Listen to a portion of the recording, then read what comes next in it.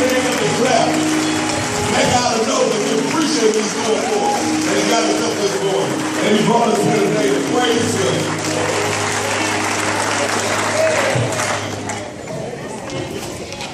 Now, to the ladies of the church, I first like to say that I love you and you are God's gift to man. But today, I have to speak to the men and the men only. Good morning, my neighbor church family.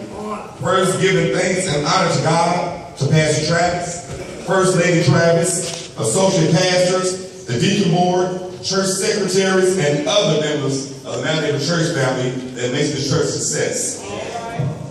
If you would allow me a few minutes of your time, I'd like to express to you how proud I felt when I found out that today would be Men's Day at our church. I couldn't help but think of men that are fathers and sons whose lives they influence every day. On yesterday, I was invited to Porter Middle School for a mother and daughter and father and sons convention, hosted by Miss Sandra Love and a few more of her co-workers. Thank you, Sandra. I was placed on the program as a speaker along with Pastor John Woodard to address the fathers and the sons. As I sat and watched the door as the hour grew close to the beginning of the program, I couldn't help but notice that I only saw mothers and daughters enter the building. Finally, before the program began, 3 fathers and 4 sons are all that showed up.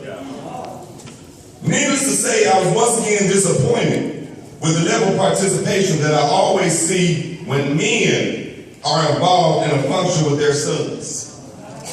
Pastor Woodard summed it up best when he looked at me and said, "That's why your job is as hard as it is." I grew up in Chicago, Illinois with 2 sisters and never had the pleasure of really getting to know my father.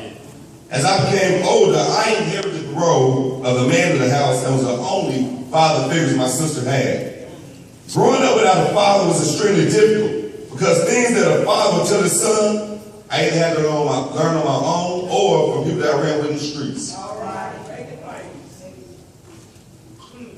My mother, Mrs. Ella Macon, did an outstanding job raising me. But one person cannot fill the void in a young man's life like a man. I'd like to recognize a passage from the Bible. John 5:19 says, "So Jesus said to them, 'Truly, truly, I say to you, the Son can do nothing on his own accord. What he sees his Father doing. For whatever the Father does, that Son does likewise.'" This passage to me could not be more true as I've entered countless homes and noticed the man of the house with his pants sagging below his waist, only to see a young man who also resides in the home sagging his pants the same way. Or to arrest a juvenile offender for possessing drugs, only to later find out that the adult male figure that lives in the home is a drug dealer or an avid drug user. As men, we are instant role models, even if we don't want to accept the role. We are responsible for the way they wear their clothes to the way they treat women. We are responsible for the language that comes from their house and the love they will show their children as they grow to men. So next time you see a young man on the news for a horrific crime he committed, don't just blame the child, but blame the father that walked away and never looked back. Blame the mother's boyfriend that never paid any attention and said it's not my child. Blame the neighbor that watched him transform every day and said, "It's not my business."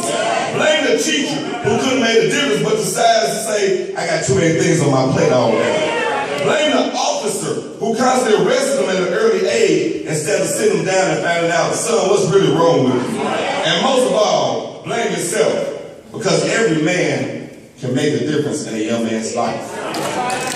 To all the men that are here before me in this church today, I applaud you for being a man, for continuing to be a large part of the solution and not a part of a problem.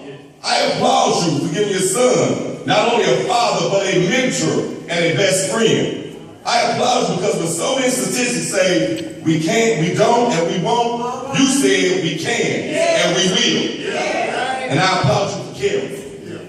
Before I leave the podium today, I'd like to read you a poem that I wrote for men and sons entitled "The Rock." The man stood tall, chiseling his right hand as he beat upon the rock. The sounds echo loudly every strike that he took, and you can hear it from down the block. He chiseled away all day and night, and he never took a break. You can tell that the hard work was wearing him down from every breath he struggled to take. He collected the shavings off the floor and placed them in a box. The first box read sin, and he filled it to the rim, and he gladly placed that box on top. The second box read hate, and he filled it up too, and he placed it where it could never be found. The third box read fear, and it made him shed tears, but he buried that box on the ground. The fourth box had no label, but was full to the top of all the other shavings he didn't need. And he smiled with delight and whispered under his breath, now my son can have a chance to succeed. He chiseled away what's holding men back today from being the king that God created them to be. And when he was done, he created a son and said, now I have a replica of me. All men, you are the replica of the men that the sons of God. On Men's Day, Pastor, all the fathers and sons of the church, I love you, and we will do better.